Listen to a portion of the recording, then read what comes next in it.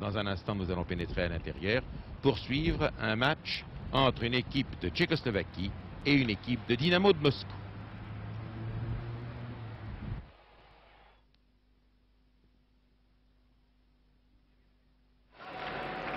Eh bien, nous pénétrons sur la glace au moment où l'URSS, ou plutôt l'équipe de Moscou, mène par 4-3 contre l'équipe de Tchécoslovaquie.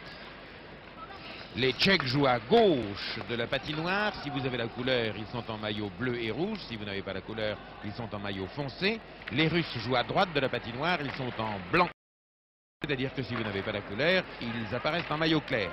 Clair, les Russes. Le Palais, là, a franchi la ligne début russe. L'arbitre a sifflé dégagement interdit. En effet, la défense tchèque avait donné un coup de Palais qui est allé trop loin et l'on va maintenant engager, l'arbitre M. Lundqvist va engager tout près de la ligne de défense des Tchèques. 9 minutes 39 de jeu effectif, il reste 10 minutes 20 secondes de jeu effectif, c'est-à-dire que dans quelques secondes maintenant, au milieu du troisième tiers-temps de ce match Moscou contre Tchécoslovaquie, la sirène va retentir pour que les joueurs changent de camp. On cafouille un petit peu près des buts tchèques, le gardien de but tchèque Kramny est excellent. Et si les Russes ne mènent aujourd'hui que par 4-3, voilà la sirène. Changement de côté. Les Russes vont passer à gauche de l'écran. Les Tchèques vont passer à droite de l'écran. Les Russes, je vous rappelle, en maillot clair, blanc. Les Tchèques en maillot foncé, bleu et rouge. Je disais que c'est excellent. C'est le meilleur élément avec Bubnik d'une équipe très jeune. La défense tchèque a le Palais, lance ses avants, mais Sosna a raté.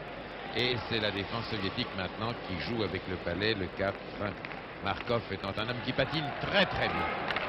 Très vite, très rapide, il va très loin, peut-être est-ce un petit peu individuel, passe à l'un de ses coéquipiers qui a tiré. Les Russes qui mènent 4-3 vont accentuer dans les 10 dernières minutes de jeu leur pression. Encore un tir. Oh, c'est joli. Encore un tir et en direct devant vous. D'un tir direct, il a battu le gardien de but tchèque. Par conséquent, Moscou mène maintenant par 5-3.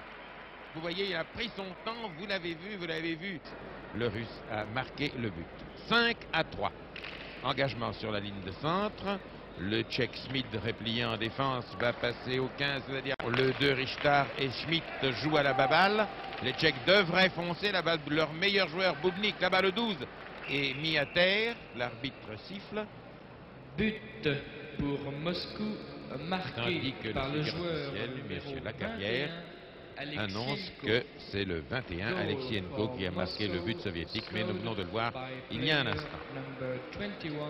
Les Russes se replient en défense. Le 4 qui est Markov va là-bas chercher le Palais derrière sa ligne de but. Le passe à Chegalov. Chegalov qui remet la balle au centre. Toujours dans le Palais de Bubnik. Bubnik le meilleur tchèque. Bubnik qui jouait avant dans l'équipe nationale tchèque, puis qui a fait beaucoup de football. Il a abandonné le hockey sur glace. Il est revenu au hockey sur glace et il est actuellement le meilleur de la jeune équipe tchécoslovaque puisque c'est le seul ancien. Cafouillage un petit peu, les avants tchécoslovaques se patinent un peu dans les jambes. Le 7 Vlach a finalement le Palais, leur donne à Richter.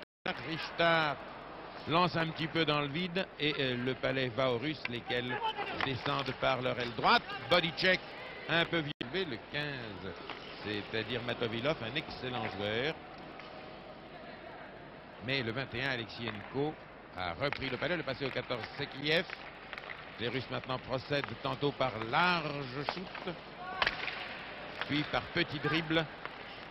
Et le 14, Sakiev, se fait prendre le Palais par le 2, Tchèque Richter. Le Tchèque contre-attaque là-bas à droite, mais le 4 Markov ne s'en laisse pas compter à renvoyer le Palais à ses avants. Les deux avants filent, vont tirer, tirent. Et le gardien de but tchèque, Kramny, a dévié de la main le Palais. Ce shoot, ce tir de Matovilov est passé presque dans les buts, mais presque c'est pas tout à fait. Et à nouveau une attaque tchèque, mais les Russes, oh là là, les Russes qui battent beaucoup plus vite que les Tchèques, se sont repliés à 2, à 3 et à 4. Et le but tchèque est néanmoins marqué par le numéro 2, Richter. C'est Richter qui a marqué le but tchèque.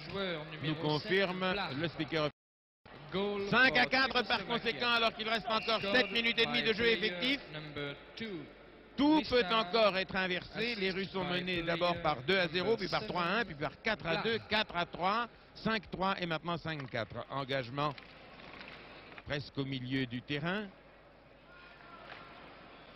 Le jeu devient un peu brutal. Le 18 tchèque qui s'appelle Karl Marx. C'est assez curieux, mais enfin, M. Marx, papa, a donné le nom de Karl à son fils. A tenté de dégager son camp. Les Russes accentuent leur pression. Le 18, Savarchinov shoot un peu bêtement. Et les Tchèques repartent là-bas par leur aile droite. Et le 8, Janurek, non, il a perdu le palais. Les Russes préfèrent se replier derrière leur but et repartir sur la droite. Vous le voyez plus vite que les Tchèques et à chaque fois ils ramènent le jeu dans le camp. Oh là là, il est seul! Oh, c'était facile! Mon Dieu! 6-4 alors qu'il y a 13 minutes 19 que l'on joue. Il reste donc 6 minutes 41 secondes. Vous savez que le chronomètre est arrêté chaque fois qu'il y a un arrêt de jeu. Là, le 10 tchèque Sosna va engager contre le soviétique qui sera désigné par son capitaine et qui est Voitov. Repli de Schmidt, le tchèque, qui lance Elbl. C'est le 10 Sosna qui est peut-être le patineur le plus rapide après Bubnik dans l'équipe tchèque qui est allé là-bas essayer d'avoir le palais mais il n'a pas eu. Et les Russes repartent. Vous voyez, ils sont à 3, coordonnant très bien leurs actions. Se heurte à la défense tchèque. Le 19 Striganov a pénétré la défense tchèque mais il se fait prendre le palais. Les Tchèques repartent. Un large shoot sans grand intérêt. Les Soviétiques, notamment par Davidov, ont repris la rondelle, comme disent nos amis canadiens. Après ces quelques minutes de jeu extraordinairement rapides, l'action se ralentit. Tire. Le gardien tchèque dévie.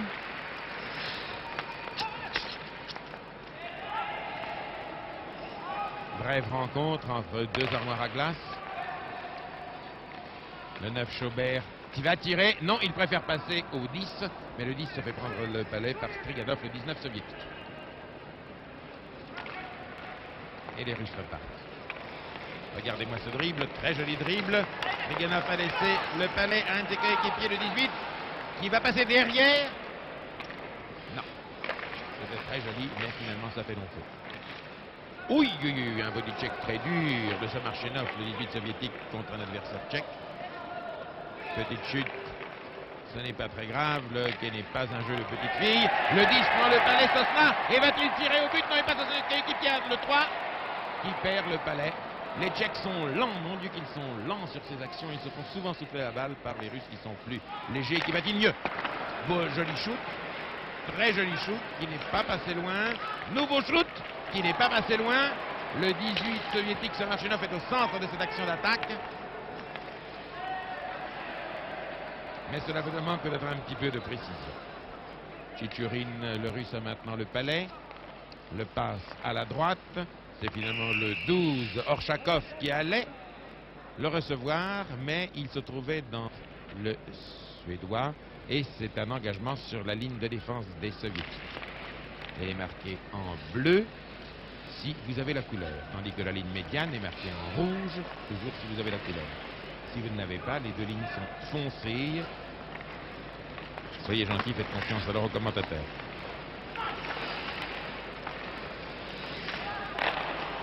Les Russes maintenant procèdent par nouveau tir. Tchitchourine a tiré de loin, mais Kramny était à la parade et a arrêté très joliment. Ce Kramny est excellent. Il a laissé passer 5 buts, mais 6 buts, mais il n'y en a aucun qui ait été de sa faute. Si peut-être un. Vous voyez, il est toujours là, précis. Il rend la rondelle à l'un de ses coéquipiers. Les Tchèques vont-ils partir par la droite? Par la droite, c'est dégagé. Oui, ils vont ramener au centre. On se demande pourquoi. Ils vont ramener au centre tellement qu'ils ont reçu. Non, non, non, non, non. Il y a eu un coup de sifflet de l'arbitre, monsieur 17 Tchèque. Non, non, non, non. Vous n'étiez pas dans la zone qu'il fallait. La passe de votre coéquipier, nous l'avons dit tout à l'heure sur la première chaîne. Vous le savez maintenant, je pense. Les équipes changent d'homme à volonté. 16 minutes 21 que l'on joue, il reste 3 minutes 30 et des poussières. Les poussières de glace, bien entendu. Toujours 6-4 dans ce match un peu heurté. Ce n'est peut-être pas du très bon jeu de hockey sur glace. Mais je le répète, les Russes sont arrivés hier matin après un assez long voyage. C'est une équipe de bonne qualité, sans être une équipe transcendante. Ils sont, je crois, ces gens de Dynamo 6e en division nationale.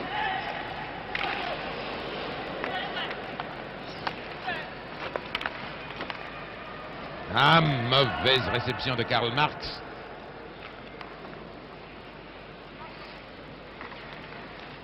Vous voyez, les Russes, c'est évident, patinent plus vite que les autres. Va-t-il tirer? Le petit save, Shilov. Oui. Mais la défense tchèque est excellente. Nouveau changement de joueur. Les Tchèques font pénétrer un gardien de but, deux défenseurs, trois attaquants. Et les deux défenseurs et les trois attaquants changent quand leur capitaine de jeu leur dit de le faire. Québec est allé chercher le palais, réussit à dribbler entre deux soviétiques, passe devant, mais il a passé trop loin. Et l'arbitre siffle parce que le 11, Václav Ebel, le 11 tchécoslovaque, était trop loin. Il était en zone d'attaque, il était au-delà de la ligne d'attaque et il n'a pas le droit d'être là-bas en précédant le palais. C'est pour ça que le jeu revient en arrière et c'est sur la ligne de défense des Tchèques que M. Grunberg, maintenant, ils sont deux arbitres suédois, fait engager. Vous voyez CSSR sur le maillot bleu des Tchèques, Československa Socialistická Republika, c'est-à-dire République socialiste de Tchécoslovaquie, CSSR. Gardien de but, vous l'avez vu, ont même un masque de protection sur le nez. Coup de sifflet, pourquoi?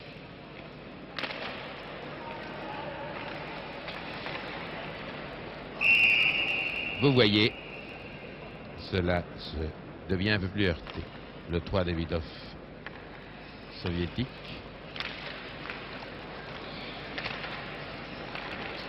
Les Tchèques, sans en avoir l'air, ont accentué leur pression. Les Russes vont vraisemblablement se dégager par leur aile droite. À droite, ils vont chercher le dégagement. À droite, ils vont chercher le dégagement. Deux dernières minutes. Ils sont partis par la gauche. Dernière minute. S'ils ont dégagé sur la gauche, ils ont voulu attaquer sur la droite. Il y a les soviétiques ensemble, ils devraient pouvoir répartir le 19 Striganov qui patine merveilleusement bien et déjà en avance sur le palais et va peut-être le retirer au but. Non, les Tchèques, le 9, c'est-à-dire Schobert, sont repartis.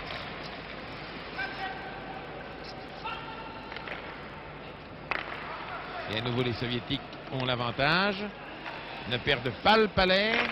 Dribble vite, tire à côté. Le 19 Striganov va-t-il passer entre les jambes de ses adversaires? Non, il s'est fait là, il a voulu être trop malin, il s'est fait prendre le palais. Le retrouve, tire. Le goal tchèque est excellent. Dans cette dernière seconde de jeu, je pense que maintenant, il n'y a plus de changement possible. Il reste 55-56 secondes à jouer. Les Russes, alors là, jouent à la baballe, si j'ose dire. Ils n'ont aucune raison d'aller très vite. Ils ont 2 buts d'avance. Vous voyez, tactique, ils patinent lentement.